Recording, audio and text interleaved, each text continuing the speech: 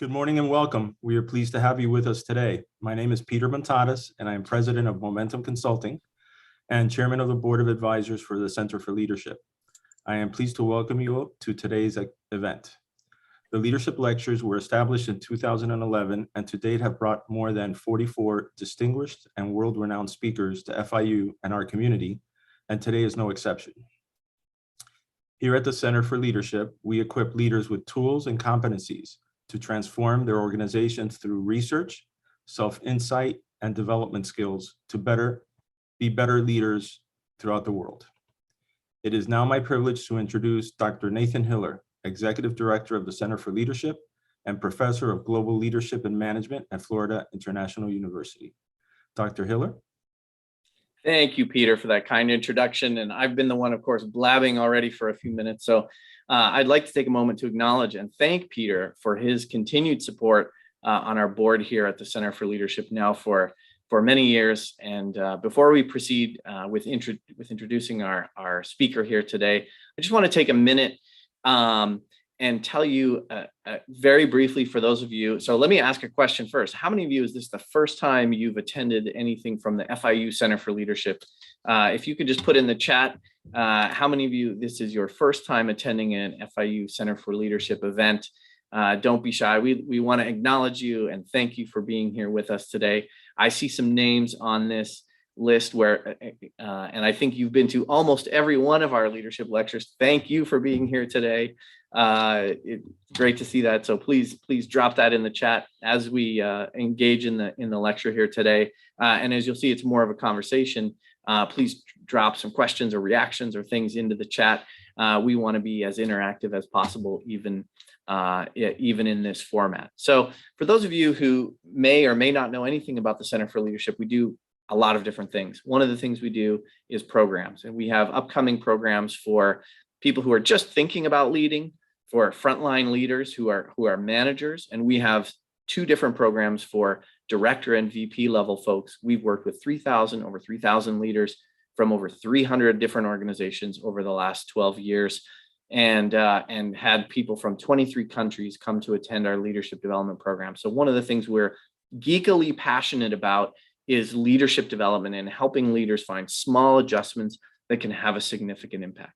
Another pillar of what we do is engagement events, and that includes things like this lecture series and bringing fantastic individuals to you to engage in conversations and giving as much away as we can to folks and engaging with our community. Many different pieces of that here today. So with that in mind, I'm really pleased to introduce our leadership lecture speaker for today, who is Ms. Frances Hondal. She's president of loyalty and engagement at MasterCard and has over 25 years of experience in consumer marketing, finance, and management. Prior to being at MasterCard, she launched a business development and marketing firm, and that was after a 17-year career at American Express. She's also a double alum of FIU with a bachelor's in finance and international business, and also an MBA from FIU. She's a Cuban American living here in Miami and was named on 3 separate occasions in Fortune's top 50 most powerful Latina women in corporate America. She also, in her spare time, if you can believe there's any, serves on the board at Bath and Body Works, which is a company, another very well-known company that I'm sure many of you know and have purchased from, which was spun out of the former L Brands. And she's also on the board at Equitable Holdings, and most recently joined the board at the FIU Foundation. So without further ado, I want to welcome Frances Hondal. Thank you for being here with us today. Thank you, Nathan. It's always great to be back at the alma mater. It's nice to be back on campus, actually. I'm trying to figure out where I look on the camera to get the right eye contact. But it is great to be here. I'm delighted, by the way, that Joyce is amongst the participants today. Joyce has certainly played an important role in my both professional and personal aspirations. So nice to know that Joyce is amongst the crowd this morning, and I'm delighted to be here. Great. Well, so why don't we, as I hinted at here, so we call this a lecture because we want to acknowledge some of the folks who come and visit with us who are of significant distinction. But the way that we run these isn't always in a lecture format. And that's not with that in mind, we're not going to follow that format as well in terms of a typical lecture. This is more of a conversation. And as we were preparing, Francis and I were talking and saying that the goal of this is to be more of a coffee conversation that we're having with you, interacting as well. So we'll follow a bit of that format. It'll be a little bit more of a discussion and a back and forth. We may go down a few side paths as well. So who knows? I'll get started here with the question of, how did you, would you have ever guessed that you would have been sitting here 25 years ago? Where did you think you would be 25 years ago? Or did you have any idea? 25 years ago. Well, look, I actually, I would tell you that I was hoping that I would be somewhere that I really just loved doing what I do. Okay, not defining that in any particular way, not defining that as I want to be the X of X type of company, or I want to be, making this much or that much. Those were never really my goals, Nathan. My goals have always been around, I really want to step into opportunities that are challenging and that challenge me intellectually, give me an opportunity to share my creative spirit, help me make, big things happen and work with people. Like people who know me and a few people are saying hello on the chat, know that I, more than anything, love working as part of a team and leading teams. So I think that what I thought about is I would love, number one, I will say this because it is the truth. I was inspired to pursue a career specifically in international business as a combination of both my father's business. He was in the import-export business, primarily in Latin America. And I worked with him, here and there. But I was also really inspired by international, I have a minor in international business. And I was really inspired by it in one of the courses that I took here at FIU. I know that sounds almost, too good to be true. It's too perfect, but it's true. And what I loved about that class is that it talked about so many different experiences that you have in managing international businesses, the different cultures, obviously, the different ways of doing business, and just the challenges. And at that time, that was almost 30 years ago, it was a very different world. And, fast track, we know that the world is so interconnected that it's been really fun to be part of business development in an international stage. So, I think that's where I've landed, and I've just been delighted to have had so many opportunities to tackle new challenges. Being in the payments business now for pretty much my entire career, I've seen a lot, right? We are in commerce and we are an exchange of value between consumers and businesses. And there's been, at least under my tenure, we've had, 9/11, huge crisis, back way back when. Obviously, we had the financial crisis in 2008, 2009, and then most recently, we're still in it, but we've gone through this pandemic. And, that it's been a real privilege to be able to lead businesses within, normal growth, high growth cycles, and at the same time, build, leadership capabilities through some really challenging moments, not only for the business, but for teams and our employees. So my mind is spinning already because there's already so many follow-up questions that we've been preparing this for 4 months. You said something that was interesting. You said it's been a privilege, and I don't know if you meant it in terms of also a privilege to be leading during those critical moments in times of crisis. Can you talk a little bit more about that? I think there's some gold in there. Yeah, absolutely. I'm hoping my microphone. Okay, hopefully that's better. I'm getting a little bit of a indication. Yeah. Okay. So absolutely, I was referring to both the privilege of really, first of all, having the opportunity to lead dynamic businesses and what a great growth experience that is as a professional, but mostly being able to lead teams, as you said. And, very early on in my career, I had the opportunity to lead teams. I was fairly young. It's been a tremendous growth experience over the years. But when you decide to be a people leader, you really do need, I think, to consider it as an unbelievable responsibility. And it is a real privilege because, you are really part of helping others develop, helping others really reach their full potential, understanding, what they're trying to accomplish in their professional careers, getting to know them as people. So it really is. I think it's been a huge responsibility, not, again, aside from the business responsibility and ensuring that I'm leading teams that are delivering real concrete shareholder value. It's being part of their journey as professionals. And that's just, it's been, it's part of, I think it's been part of the most challenging part of my roles over the years, but also the most gratifying, for sure. Yeah, it's, I think there's leading is a challenge, right? And there's a small set of there's a small subset of folks who think it's about power and sort of status and power. Those people always scare me the most, right? I mean, those are the people who you don't really want to work for because they're not going to give you those opportunities. They're not going to think about developing and growing you. I mean, one of the most profound impacts I think a leader can have, right, is on the people who work around them and for them. And it's a bit scary because it is a responsibility.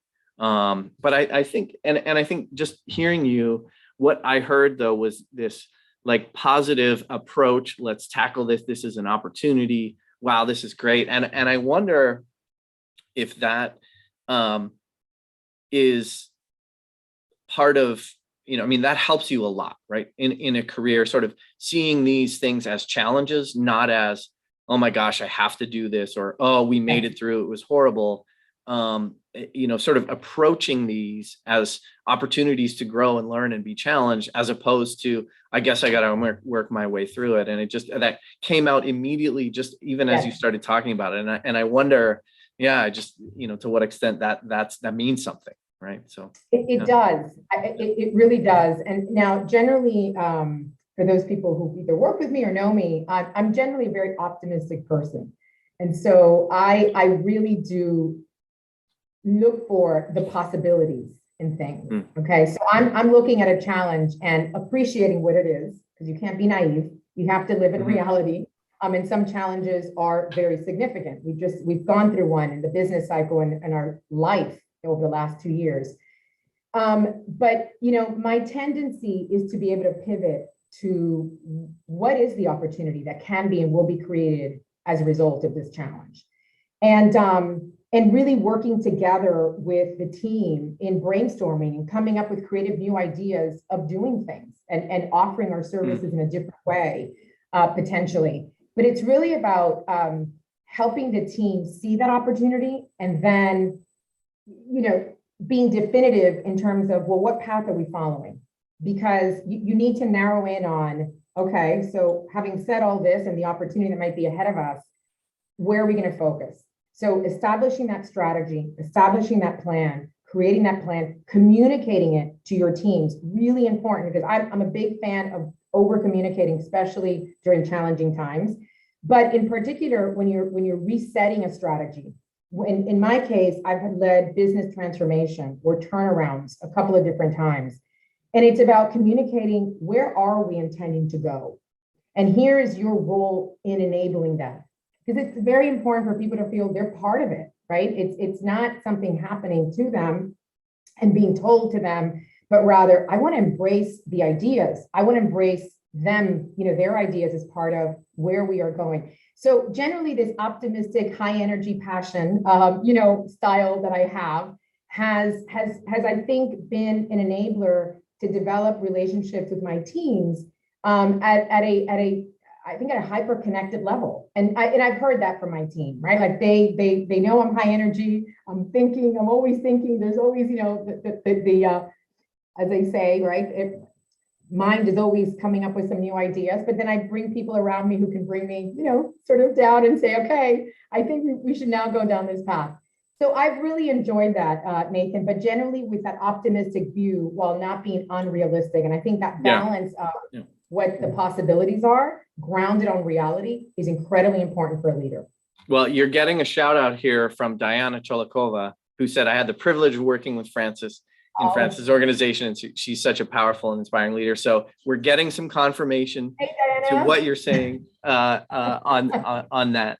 And so this also, I want to bring up a question also, so sort of the other way when you were initially starting to talk about sort of how did you end up here? And it's related to a question we got from Bhutan. This is the first question that we have ever gotten from the country of Bhutan. So thank you, Tobgay, if you are here with us today. And his question relates to calling. And so this is a tough one.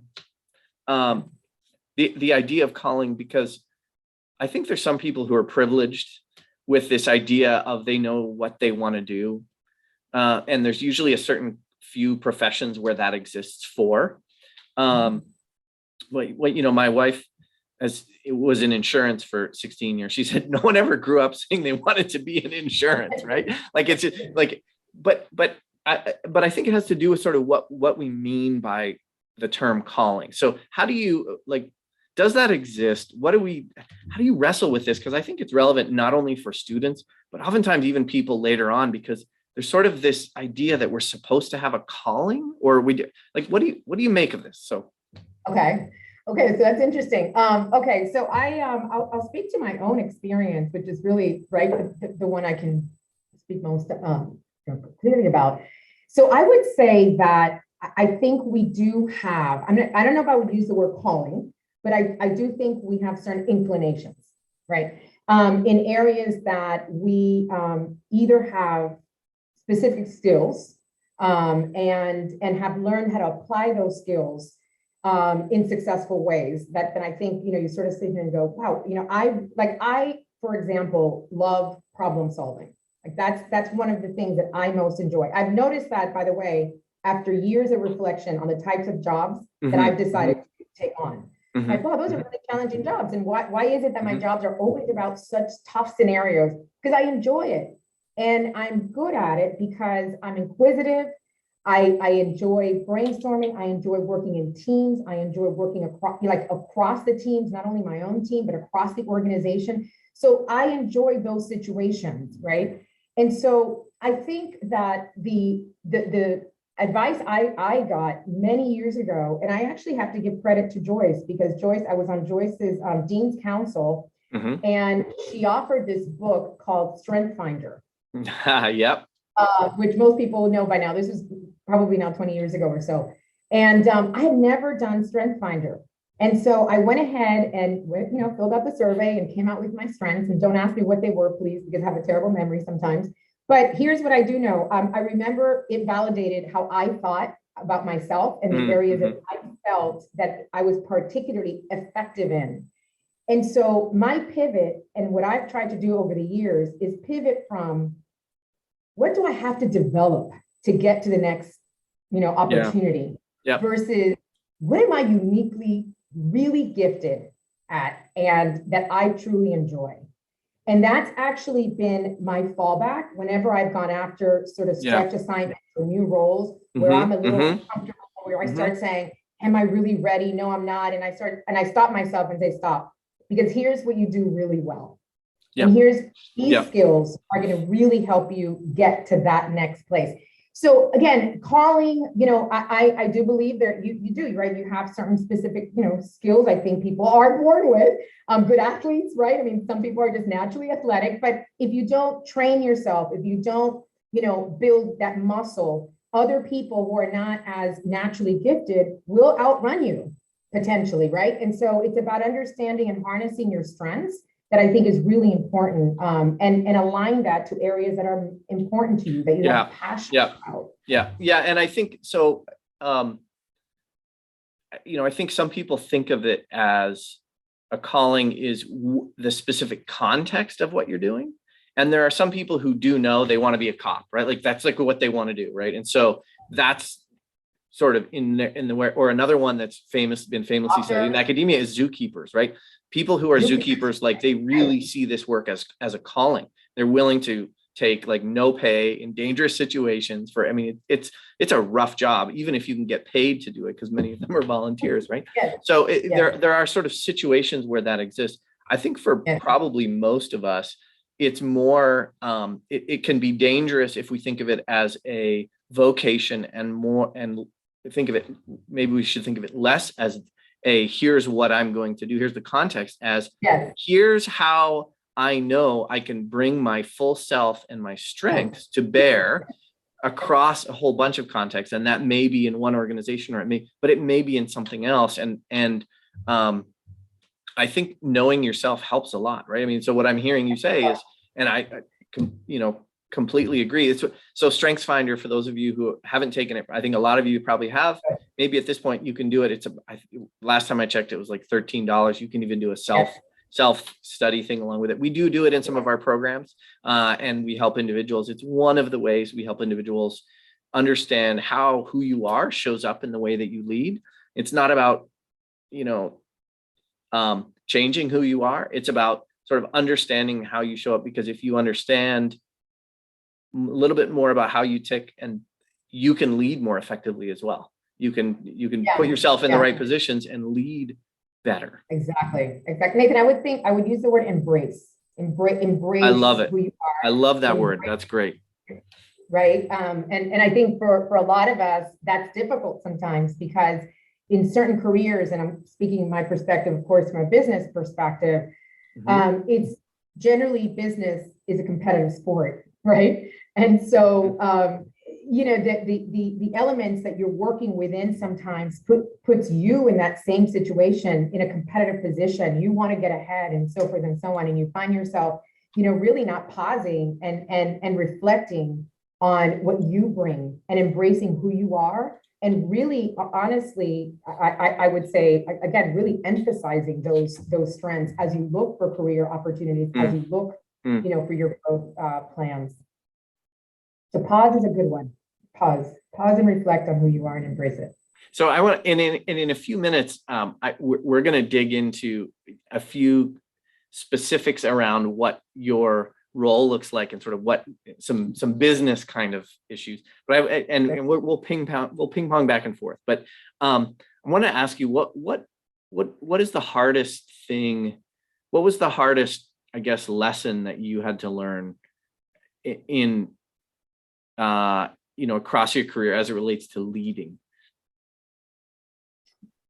So I immediately, when I hear leading, so I immediately think about people, right? And I know that, of course, when you're leading, in my case, I sit as part of the management committee of a large global multinational. So I'm part of the leadership team, and my responsibilities are broader than just my immediate business. But for me, over the years, most definitely leading people was the most, challenging learning experience, going from doing and being a sole, my early career was in finance. And I loved finance, so the analytical aspects of it. And I love the spreadsheets and all that good fun stuff, because it was going towards, again, understanding the business and understanding growth opportunities for the business. But moving from that doing to leading, and understanding that the majority of my responsibility as a people leader is actually, again, coaching, nurturing, developing individuals, their talents, and bringing the right talents to a given situation, because that's always most important, right? You have to figure out, based on where you're heading, what your plans are, what are the talents, what are the skills, what are the competencies that are required at that moment to execute over the next, tranche of period of time. I think that generally is, I wouldn't say it's been unsurmountably difficult, but certainly challenging, throughout. And sometimes in that journey, as you know, you don't, there's no precision. You're not right every time. You're not recruiting and fitting the right talent to every situation all the time. So Mhm. it becomes Mhm. very challenging sometimes when you do have to reach that point with, don't think this individual or these individuals at this point in time fit these roles because we're moving in a different direction. And so those conversations, honestly, are really hard, right? Because these are people's lives that you're impacting as well. And so again, being compassionate, being empathetic, but you have to be decisive as well, because you're in it to lead a business, to lead some challenges. I've always felt that to be, honestly, probably the harder part of my job.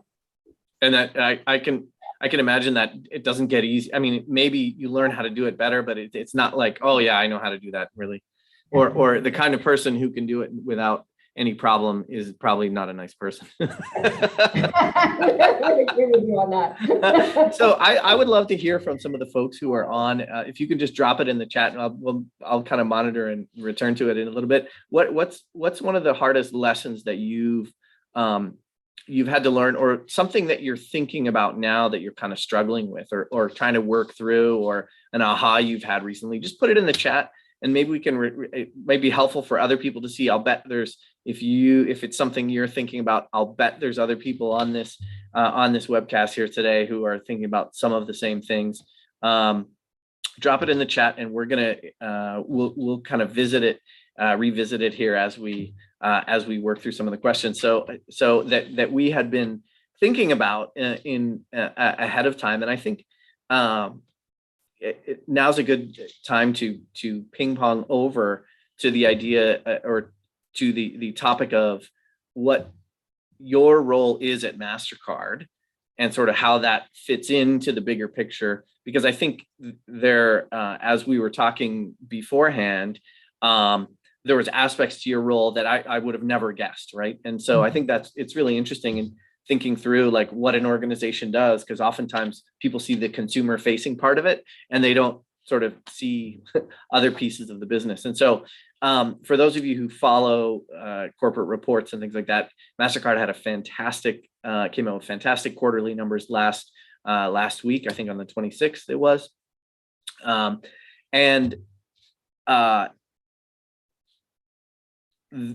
There's one category when they break out the revenue that is, I think, particularly salient to what you do, which is data and services business. So the other category came in at $1.8 billion in revenue, which includes your unit for the quarter. So if you just sort of think about that, right? For the quarter, $1.8 billion. And so that other category includes cyber and intelligence, and then data and services. So you are president of loyalty engagement. What can you give us an overview of? Well, yeah, what does that mean? What does that mean? What does it mean? So Nathan and I were speaking about this earlier. Fantastic quarter, and we are honestly thrilled. We have a new CEO. Ajay Banga, who had been the CEO for almost 11 years, just recently retired, and Michael Meadback just stepped in as CEO of MasterCard. And Michael, Michael's first call to order has been, let's embrace our strategy that we've been really building over the last 10 years or so, but let's make sure that we make it current, if you will. So we want to build on where we've been for sure, but this is very much about the future. And there's been a lot of change, to say the least, particularly as a result of the pandemic in our industry.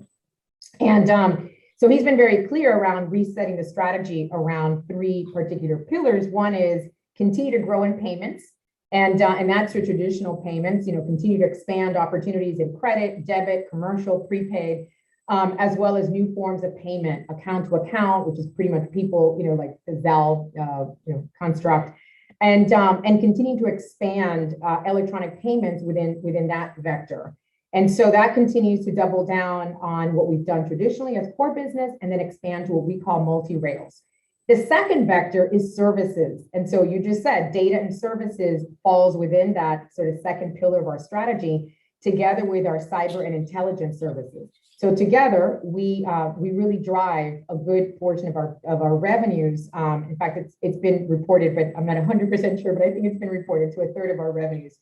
The third vector is looking for new opportunities of growth and creating new network opportunities. And so we are right in that second pillar, right, which is growing services. And what does that actually mean? So we are in the B2B to C. That's our business model. We are here to become the partner of choice for whether you are a bank and offering credit cards to your consumers, whether you are a fintech and offering new services to the likes of either direct to consumers or through to banks as well, to merchants, whether you're a retailer, an airline, a QSR, or quick service restaurant. Sorry, that was very industry lingo. Yeah, exactly. Yeah, like McDonald's, for example. And so we are here to serve those customers and helping them, in my world as loyalty and engagement, really helping them identify new customer opportunities, so new customer acquisition, right? How do I grow the number of customers that are coming to either my bank or my retail store? But the second thing really is, if I've identified that you are a great prospect, Nathan, for my business and my services, then how do I engage you? How do I bring my brand relevant to you? And so you mean by me as an organization, because you're not interested in me as an individual, right? And I think that's where, so just so people get that right? So it's the customers are companies, not individuals. Not individual consumers, right? But in that B2B to C model, helping again, I'll use Bath and Body Works because I'm on the board, and I love their products. So if we would help Bath and Body Works bring in new consumers, we would help them create a loyalty and rewards program, potentially.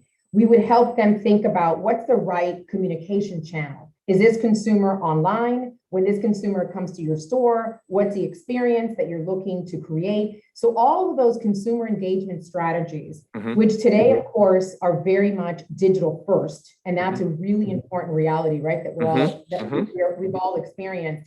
It's how do I develop digital first strategies, helping a retailer, again, bring in new customers and then engage and retain those consumers, right? We're helping them grow their business. So we're enabling them through technology, through data services, with expertise on how to develop a loyalty and rewards program. We also help them run marketing campaigns. So we are an on-behalf service provider. So someone can outsource completely the development of a loyalty program. We run it for them. We literally have, right, the capabilities from a technology standpoint. And then we help them market, multi-channel, omni-channel, as we love to say. And then most importantly, and this is the real important aspect of this, and this is why we are, so uniquely placed in this space, we help them measure the success of those programs. So we have access to significant amount of data, and we have sophisticated and developed insights, analytics, macro data. So during the pandemic, we helped businesses understand their performance relative to their peers, or relative to what was happening in countries where they had already experienced spikes in the pandemic. So the spike in the pandemic happens, cases start declining. What do consumers start doing? Like, what's the change in consumer behavior? So we're helping, enabling our customers understand the world around them, but also helping understand their business in particular. So we'll go from macro to very micro analysis and support to our customers. So I'll bet that part of the business has really exploded compared to like 20 years ago, right? I'll bet that was only a tiny fraction 20 years ago. Yeah. Oh, absolutely. Today, especially today, I mean, obviously many businesses were impacted. If you were in the travel sector, you're still recovering, obviously pandemic, for example, but it was still very important for you to maintain your consumers or engage your consumers throughout the pandemic. And so I'll give you an example. We have an airline out in Eastern Europe who very sophisticated loyalty program. And so consumers are not flying. They're not using their miles. So how do we help you as a brand stay connected to that consumer? Well, we help them launch a program of pay with points, pay with miles that says, all of a sudden you can use all of your loyalty miles and actually use them to buy a cup of coffee, use them to go to the grocery store, use them to go and, sign up for your new membership in your health club. Things that matter to consumers today and helping brands stay relevant, right? Yeah, But still, right. So So those I'm are going to the keep things that that card. matter. I'm going to keep that card. I'm going to keep, because like who knows when I'm going to fly again. And I can also imagine, and for people, for those of you who are in the US, this hasn't really hit, but like in Europe, for example, there are countries where there's a lot of social stigma around flying, because it's sort of like you are contributing to fossil fuel burning. And so like airlines are going to have to wrestle with that. And it is coming here, carbon offsets and other things like that. But I mean, that's raging. That's a raging issue in a lot of Europe right now. So I can imagine you would help them navigate like, okay, so how do we make sure that, okay, it's not about flying as much, but how do we help them expand this to stay relevant in the context of a situation like that? Yeah. Well, that brings to mind one very specific example. Actually, we in that spirit, one of the insights that for sure that we've gathered as a result of the pandemic in particular is cause-based and interest, of course, in sustainability as an example, carbon footprint, a very specific one. And so our consumer team actually launched a product that helps consumers measure their carbon footprint and what they're contributing to the carbon footprint, things of that nature. Another program allows you to donate points to plant a tree. Others allow you to, again, focus on specific areas, like in Los Angeles, part of our In Solidarity plans or program, we were supporting and want to support Black-owned businesses in LA. And so we joined, we launched a campaign, use your MasterCard within, sort of this industry, within, this group. And it was a win-win, right? And so consumers want to give back to their community. We want to bring and highlight the opportunities to support Black-owned businesses in that scenario. So there's so many opportunities like this. And I think this space, with consumer engagement really does create so many different opportunities for us to partner with our customers. That's great. And thank you for those of you who've been populating the chat here with some questions and ideas. Chris, you thank you for sharing this, and I'll bet there's a lot of people kind of trying to figure this out. How do you bring people together in the context of a pandemic when people may be remote, or just like we've lost a lot of connections? How do you keep a team together and moving in the same direction? What have you found that's worked or hasn't worked? Yeah. Well, for me personally, I love, I have to say, if you can't tell, I love, people and working with teams. So me, myself, certainly in 2020, being primarily remote, that was hard as a leader who is used to personal connections as part of my own sort of, style. And so I had to personally adapt to this, and it was very difficult. So as I said really early on, generally speaking, I think it's incredibly important once you establish, again, your role and your responsibility, what your objectives are, communicate. That becomes naturally even more important during a moment like this. A crisis, number one, where at the very early day, as you recall, we didn't know, much about what was happening to the extent, right? And so a lot of it was really ensuring that we are connected to employees, and we made, really focused on having employees feel safe. And, we're really, again, so fortunate to work for a great company. I have to say, it's a little plug for MasterCard, but well-deserved in this case, because we really, we put out there very early that we didn't want our employees to worry about their jobs. We wanted them to worry about their health, their physical health, their mental health, everything related to them and their families. And that was really important, because you get employees at a very different position when they know they don't have to stress out about doing what they need to do every day in the same way they were doing it yesterday. We had that empathy. But what was really important for us is to stay very clear around what does this new situation create for us? Again, what are the challenges that we have to overcome? There was some direct, I'll tell you, in my business very specifically, we are very reliant on cross-border travel, as an example. So my revenues, they took a dip really immediately. People stopped traveling. So all of a sudden we saw ourselves in a situation where our revenues, dropped immediately from a business point, right? And the challenge there was, okay, let's assess the situation. So how do we mitigate some of this? How do we offset some of this? How do we pivot our business to go from travel centric to being everyday centric, where we had our concierge services, for example, that were accustomed to booking hotels and restaurants. Well, people weren't booking hotels and restaurants. They were looking for doctors.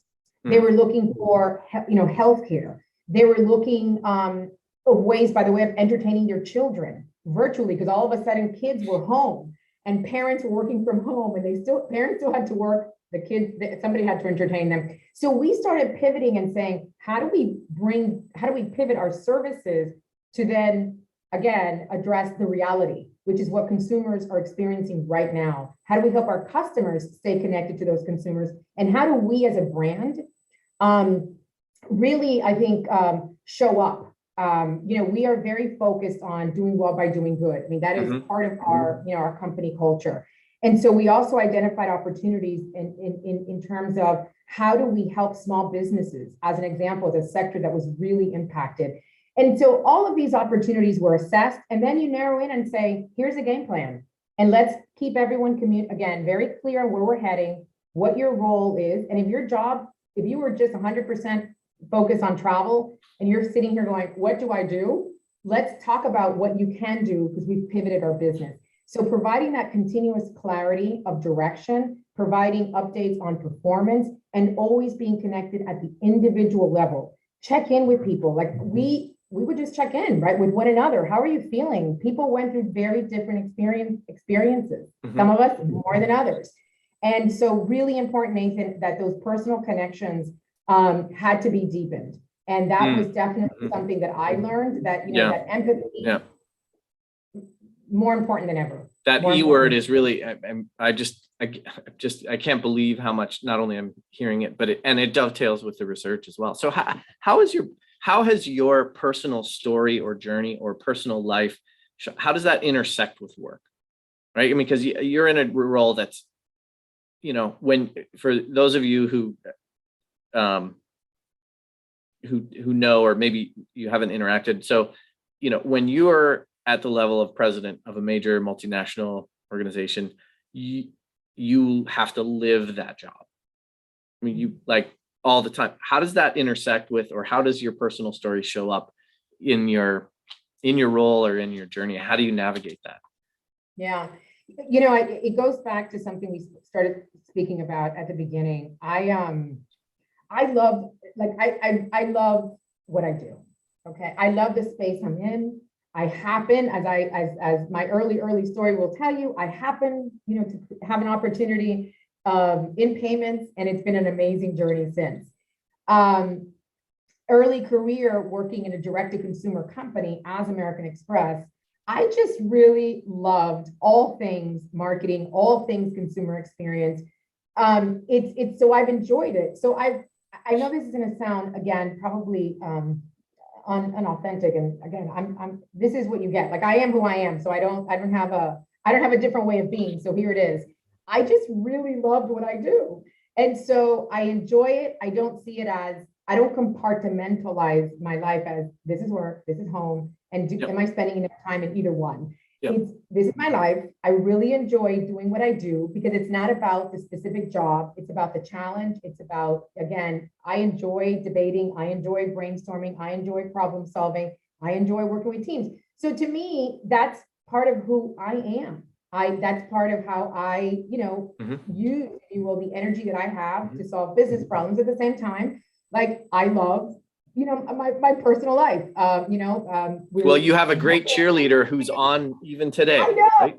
I know he is. I know Eddie Hondal is out there. He is my number one cheerleader, always has been. So that's been incredibly helpful, Nathan. When you have a support, also someone, your family, your friends who are also supporting you, because it hasn't been easy. Like this, there have been moments that are more challenging than others. My kids were 6 months at one point, or 1 or 2 years old at one point. They're men now, 26 and 24. But, navigating that as well as a working mom, I've had professional roles and leadership roles for quite some time.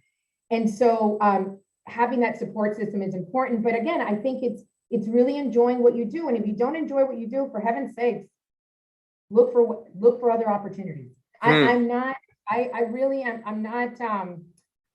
I'm not advocating, I'm not saying that it's easy. There are different circumstances. As Yeah. we said, individual personal circumstances that sometimes don't give you the same level of flexibility. But if this pandemic has shown us anything, is certainly life is very precious. Yeah. And so if you're trying to, Yeah. you need to spend your time on areas that are going to fulfill you, bring you joy, and frankly, allow you to bring joy to others. So I'm just a big fan of that. And I think I've always felt like I've had a good, generally, just a good balance. I'll bet, boy, I'll bet that resonates with a lot of the folks who are with us today. It certainly resonates with me as well too, having been, if I look back, sort of, one of the challenges that I think I was slow in learning in my 20s was, when was being too slow to change my situation. Mm-hmm. And it doesn't mean you have to be careful. You can't be flip-flopping around into everything, but for some people, especially if you're analytical and you're used to sort of like putting your head down and working hard, if your gut is telling you it's time for a change, it's time for a change. It's time, and you can't know what's on the other side, but I think it's the like you said, the pandemic is, if it's taught us anything, it's like, you get one shot at this. Well, at least that's how most people see, right? So, if we got to be the authors of our own destiny. Yes. That is so true. That is something that we often talk about with development plans. And, it's always a hot topic, which is, who owns my development plan, right? It's like, no, you own it. I mean, you as an individual own your development plan. Your leader in your company is there to understand what you're aspiring to accomplish. It's there to provide you the constructive feedback. It's there to provide you opportunities. You're not there to own your career. You own your career. Boy, and we love at the center, we love when people come to our programs, we have a chance to like help work with them on what their developmental plan is as well, that supplements that sometimes, they might be doing something at work, but like thinking through that's fun work. That's a lot of fun work. So we'll wrap up here in a couple minutes.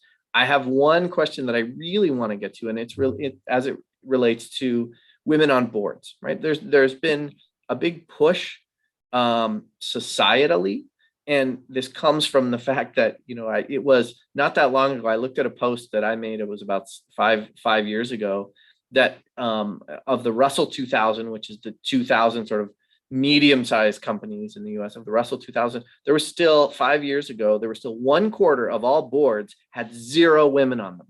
0. Like, how does that happen? So what's been in your experience? Where do we go? There's a lot of ways we can go with this. I'll let you go sort of however direction you'd like. Yeah. Well, first I'll say to you, I just recently saw a report. I don't want to call it the company because now I'm in between which one it was. So I don't want to promote the wrong firm, but I just recently saw this fantastic report that talks to the progress that women have made, and the numbers now are close to 30% of, and I want to say it is the Russell 1000.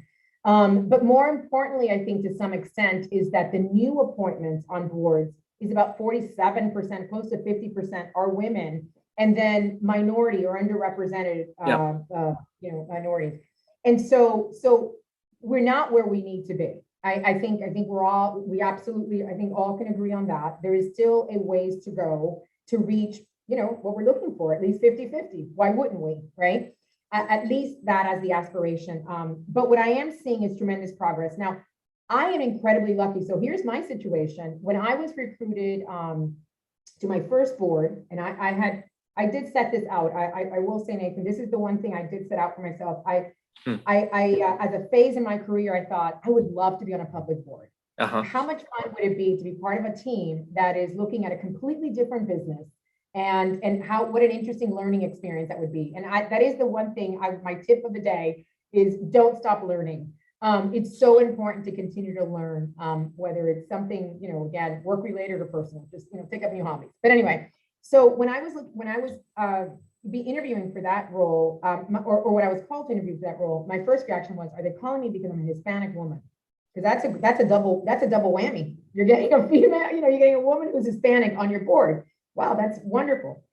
This board already had women. They already had 2 women on board, and there were only eight people. So it was like, oh, okay, well, that's not it.